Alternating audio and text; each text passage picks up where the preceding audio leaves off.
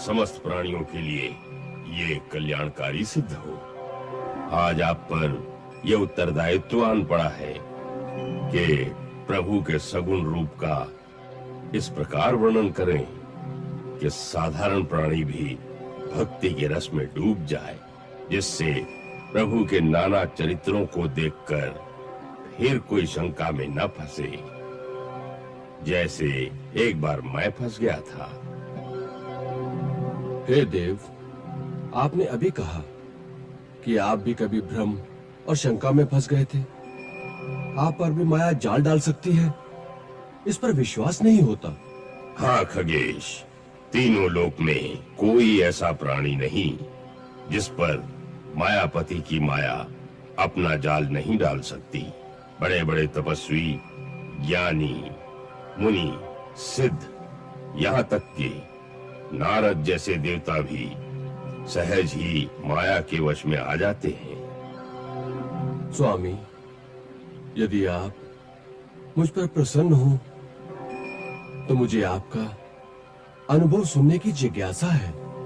गरुड़ जी, मेरी मूर्खताएं तो अनगिनत हैं। आज आपको अपने अज्ञान और भ्रम की एक बड़ी विचित्र कथा सुनाता हूं। लोमश ऋषि के आशीर्वाद से मेरे इष्ट बालक राम है। अतः हे पक्षीराज, जब जब श्री राम मानव देह धारण करके संसार में अपने भक्तों के लिए लीलाएं करते हैं, तब तब मैं अयोध्यापुरी जाकर 5 वर्ष तक प्रभु की बाल लीला का आनंद लेता हूं।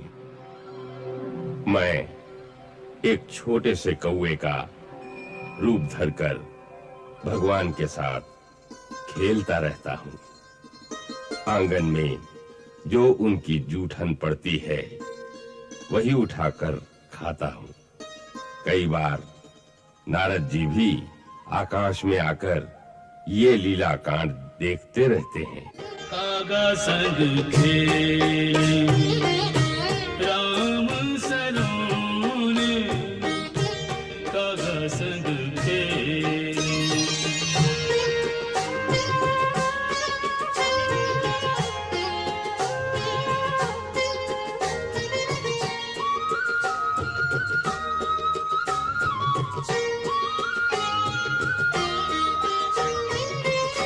धरनी परे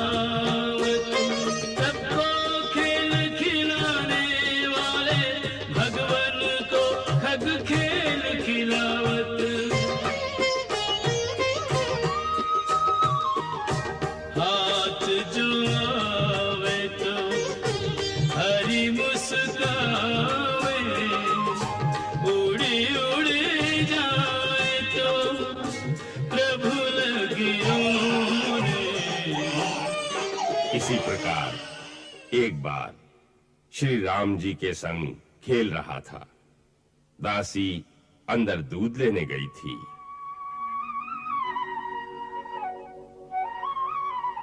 हम दोनों अकेले थे। वो मुझे रोटी दिखा दिखा कर खिजा रहे थे।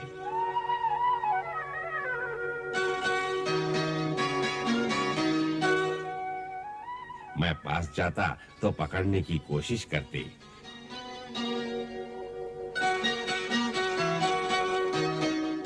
खेलते खेलते मैंने उनके हाथ से रोटी छीन ली।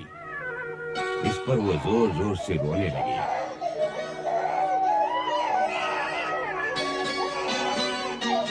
इस प्रकार उनको रोता देखकर अचानक प्रभु की माया ने मुझे भ्रम में डाल दिया। मैं सोचने लगा कि क्या यही है तीनों लोगों का स्वामी।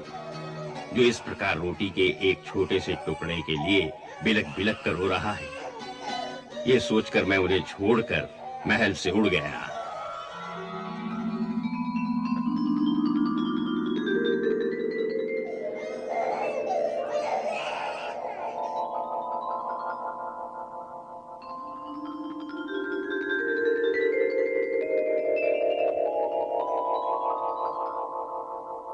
थोड़ी देर के बाद क्या देखता हूं कि वही रोता हुआ बालक मेरे पीछे पीछे आकाश में उड़ रहा है।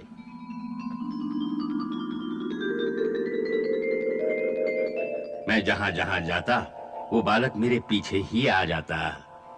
मैं बहुत अचंभे में था। लोकालोक भ्रमत मेरी पड़ गई मंद उड़ान, होए पराजित में परो राम चरण में आन। तब मैं घबरा कर त्राहि त्राहि पुकार उठा। मैंने दीन भाव से कहा, प्रभु मेरी रक्षा करो, हे आर्त जनों के रक्षक, रक्षा कीजिए, रक्षा कीजिए। दीन दयाल दया करके तब मोहे चतुर्भुज रूप दिखायो।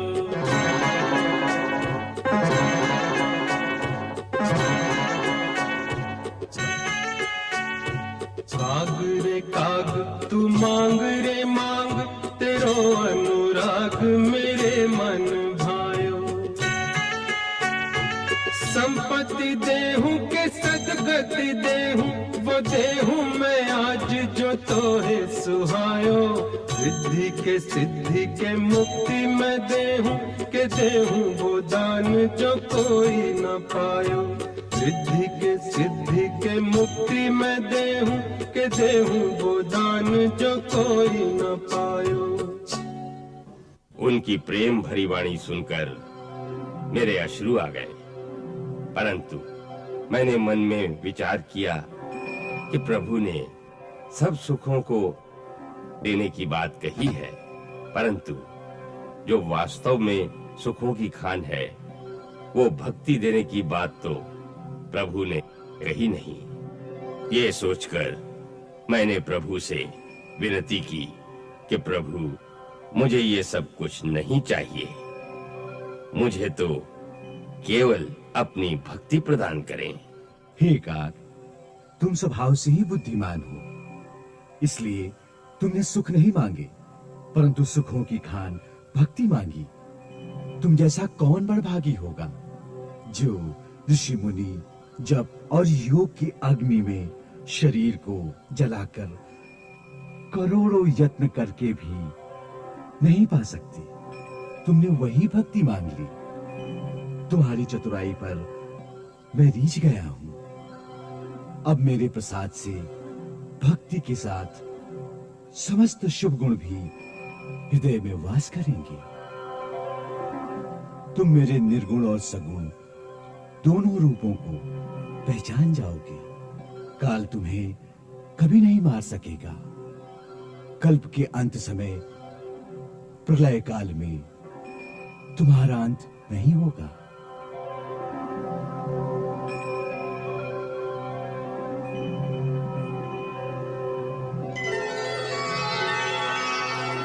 आहा, आपने तो मुझे साक्षात भगवान से मिला दिया। हे गरुड़ जी, ये सब श्री राम की कृपा है। मैं तो यहाँ बैठा बैठा अपने प्रभु की लीला देखता रहता हूँ।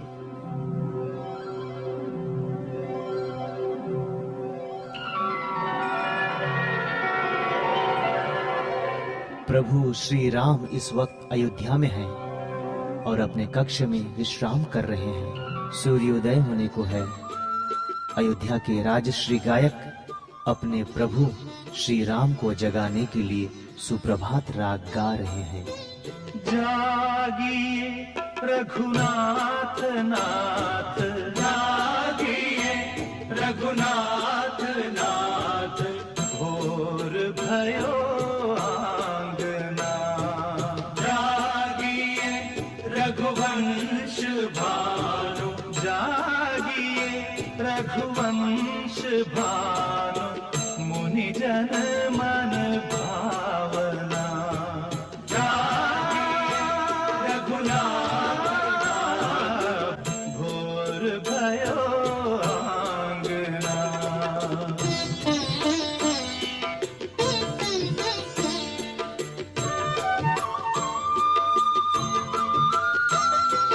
बीती रसवंती रैन बोले खग मृदुल बैन बोले खग मृदुल बैन खोलो राजीव नैन खोलो राजीव नैन सब सुख सरसावना जागिए रघुनाथ अब छोड़ दो, महाराज को जगाने में विलंब होगा।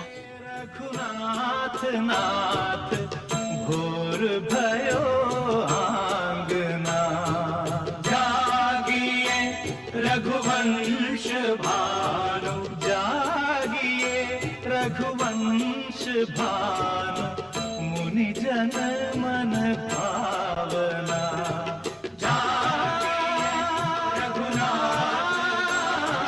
भोर भयो आंगना महाराज उठिए, सूर्यदेव भी उदय होने के लिए आपकी प्रतीक्षा कर रहे हैं।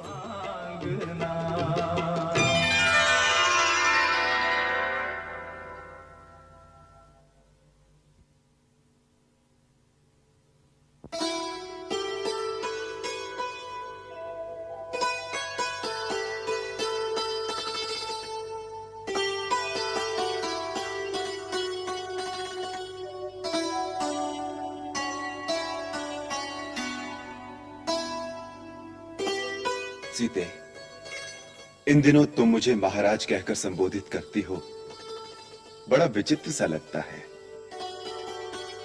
इस संबोधन को सुनने का अभी अभ्यास नहीं हुआ, इसीलिए खटकता है। राजा बने हैं तो ये संबोधन तो सुनना ही पड़ेगा। फिर तो मुझे भी तुम्हें महारानी कहकर बुलाना चाहिए। मैं आपकी महारानी थोड़ी ही हूँ। और मैं तुम्हारा राजा हूँ। अवश्य, राजा तो सभी के लिए राजा ही होता है।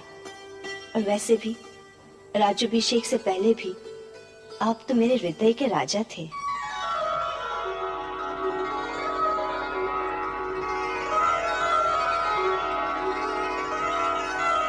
आज बहुत विलंब हो गया।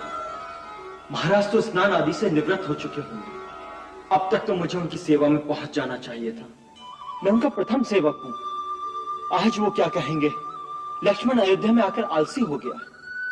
अभी कुछ नहीं हुआ है, आप ये फलाहार तो करते जाइए। अभी तो महाराज माताओं को प्रणाम करके अपने कक्ष में भी नहीं आए हैं। तुमसे किसने कहा? मेरे गुप्तचरों ने।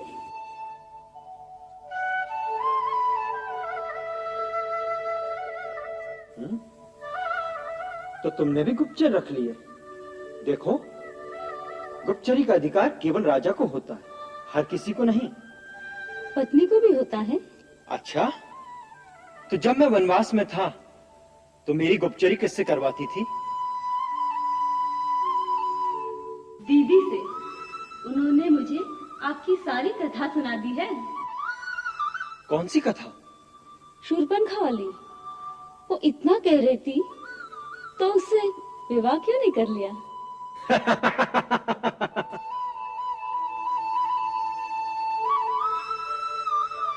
नाथ, कुछ खा लीजिए। नहीं, बहुत विलंब हो गया। सचमुच आज मुझे महाराज के सामने लज्जित होना पड़ेगा। चिंता न करें नाथ, महाराज अभी अभी अपने पूजा कक्ष में गए हैं। कर्पूर गौरम करुणावतारम संसार सारम भुजगेन्द्रहारम सदा वसंतम हृदयारविंदे भवं भवानी सहितं नमामि। मम इष्ट मम आराध्य हे शिव शंभु परम असाध्य हे। ओ